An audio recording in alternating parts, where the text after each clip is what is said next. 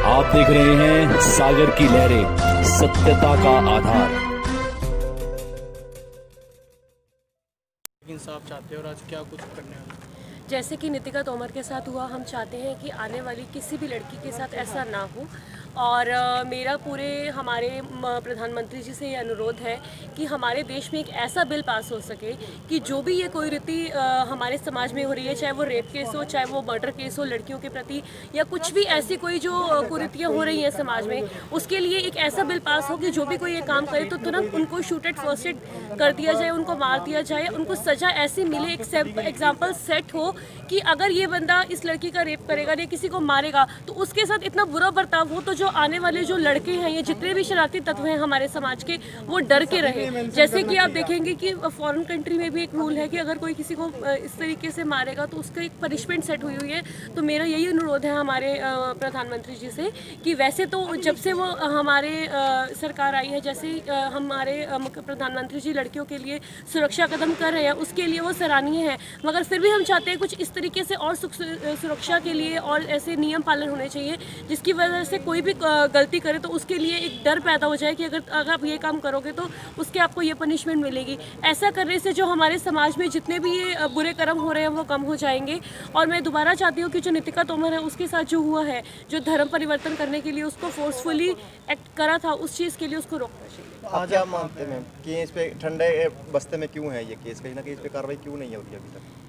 हमारी सरकार से यह अनुरोध है कि इसको जल्दी फास्ट ट्रैक कोर्ट में करना चाहिए ताकि उस बच्ची को न्याय मिल सके। आज आप कहाँ पर आए हैं, किन से मिले? आज हम निशांत यादव जी के पास ज्ञापन सौंपने आए हैं ताकि हम हमारी भारत की बिटिया को जो है वो इंसाफ दिलवा सकें। मैडम क्या लगता है, अगर कोशिश करेंगे, अगर सारे समाज सेवी अगर सड़क पे उतर जाएंगे, इस तरीके से हम प्रोटेस्ट करेंगे उस चीज़ के लिए, तो ज़रूर इस चीज़ के लिए बदलाव आएगा। कोशिश करने से बदलाव।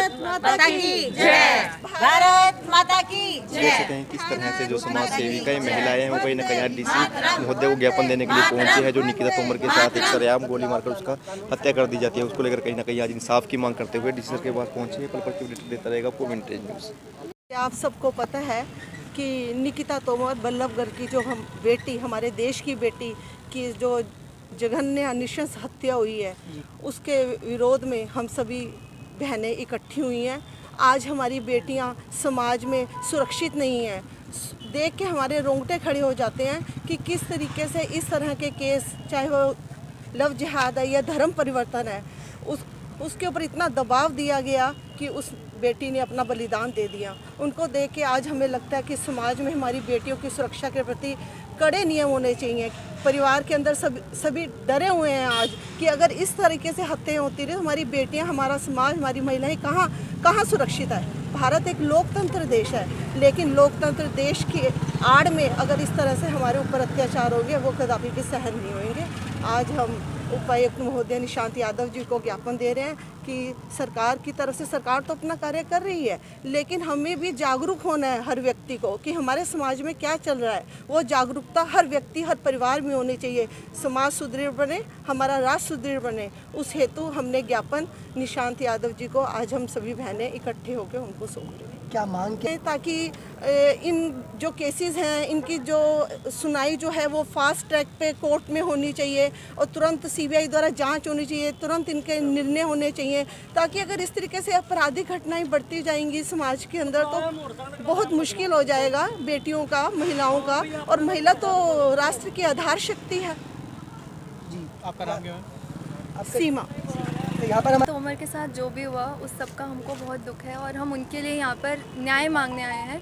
लेकिन उससे भी ज़्यादा दुख हमें इस बात का है कि इसके लिए ना तो कोई इसके बारे में ना कोई बात कर रहा है, ना इस मामले को कोई उठा रहा है, ना हम आसपास मीडिया में भी या कहीं भी इतना इस मामले को नहीं देख रहे हैं, जो सबसे बड़ा दुख का विषय है। दूसरी चीज़ ये है कि आम तौर पर भी हमारी बेटियाँ आज सुरक्षित नहीं हैं। अगर एक लड़की ने धर्म परिवर्तन के लिए या किसी भी कारण से ना बोला तो उस ना को ना की तरह लिया जाए और उसके निर्णय को रिस्पेक्ट किया जाए। हम ये चाहते हैं। और निकिता पहली लड़की नहीं थी जिसके साथ ये हुआ, लेकिन हम ये चाहते हैं कि वो आखिरी लड़की हो जिसके साथ ऐसा कुछ हुआ। इसीलिए हम चाहते हैं कि सिर्फ इस मामले नहीं बल्कि इसके पीछे की जो रीज़न है वहाँ तक जाया जाए, कारण तक जाया जाए और उस कारण को जड़ से ख़त्म किया जाए। जो कि सरकार अगर एक प्रेसिडेंट सेट करेगी, अगर कड़ी कार्यवाही होगी उसके खिलाफ, कल्प्रिट के खिलाफ, तो शायद हम इन मामलों को ख़त्म तो नहीं लेकिन कम करने में अपना सहयोग ज़रूर दे पाएंगे। भारत तो सुरक्षित है, लेकिन उसको असुरक्षित हमारे ही समाज के कुछ लोग होते हैं, कुछ ऐसा सेक्शन होता है जो बना देता है, लेकिन उनसे कैसे डील करना है वो हमारी सरकार को देखना चाहिए। भारत तो सुरक्षित है और सुरक्षित रहे, यही हम चाहते हैं। आपका नाम क्या? यज्ञा। हत्याएं हो रही हैं, इतना भय का माहौल, हमारी बच्चियां आज सुरक्षित नहीं है, जबकि महिला जो है वो राष्ट्र का आधार है। अगर इसी तरह से महिलाएं सुरक्षित नहीं होंगी, हमारी बेटियां सुरक्षित नहीं होंगी, तो हम कैसे आत्मनिर्भर बन सकते हैं और भारत कैसे विश्व गुरु बन सकता है। तो इसी संज्ञान को देने के लिए हमने ज्ञापन आज जो है उपायुक्त निशांत यादव जी, उनको ज्ञापन हमने सभी बहनों ने दिए हैं कि कड़े से कड़े कानून बनाए जाए, ताकि इस तरह की जो हत्याएं हो रही हैं, हमारी बेटियां जो हैं घर से बाहर नहीं निकल पा रही, इस वातावरण को दूर किया जाए। फास्ट ट्रैक कोर्ट द्वारा जल्दी से जल्दी ऐसे मामलों में तुरंत सुनवाई हो और तुरंत फैसले हो।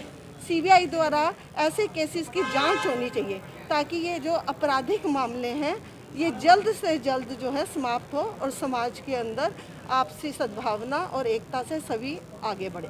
जैसा कि कहीं ना आज समाज में सरकार तो अपना काम कर ही रही है, और हमने इस बात की मांग भी करी है कि कड़े से कड़े कानून बनाए जाए, और डीसी साहब ने हमें आश्वासन भी दिया है कि ऐसे कानून जल्द ही बनेंगे, ताकि सभी बेटियां सुरक्षित हो। बेटियां सबकी साझली है। हम कब जागते हैं, समाज में सतर्कता कब आती है? हम सोचते हैं कि अभी बेटी किसी की गई है, जब तक मेरी पैदा करी मेरी बेटी के ऊपर आँच नहीं आती तब तक मैं खड़ी नहीं होंगी। लेकिन सभी की बेटियां एक जैसी हैं, समान है सबकी बेटियां। हमें उनके लिए न्याय की गुहार लगानी चाहिए, हमें उन समाज में उनके लिए खड़ा होना चाहिए। और खाली सरकार ही नहीं, आज समाज में जागरूकता की ज़रूरत है, परिवारों में जागरूकता की ज़रूरत है। मैं और मेरा परिवार, जबकि हमें देखना चाहिए समाज में क्या चल रहा है हमारे आसपास, हमें उसका विरोध करना चाहिए।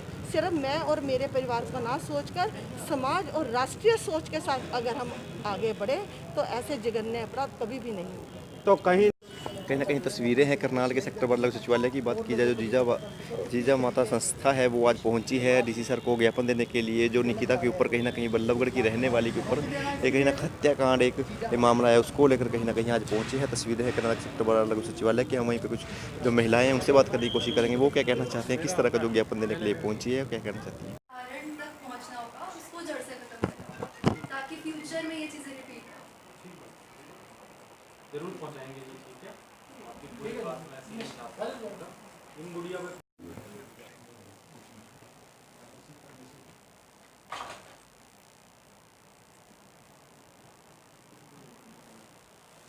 ठीक है।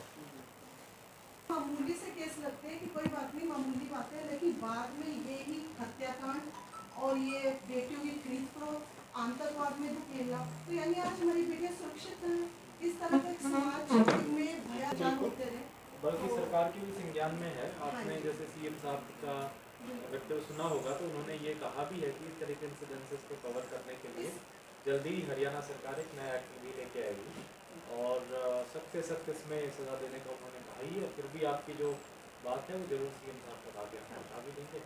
बस ये कि कानून ना इनकी फास्ट ट्रैक में कोर्ट की सुनवाई, इनके फैसले जल्दी आने चाहिए, ताकि बाकियों के भी कान हो जाए कि इस तरीके से अगर हम बेटियों की तरफ, बेटियां सबकी साझी हैं, हम ये नहीं सोच सकते कि जब हम अपने पेट से पैदा करी बेटी के साथ होगा तभी हम आगे आएंगे, नहीं।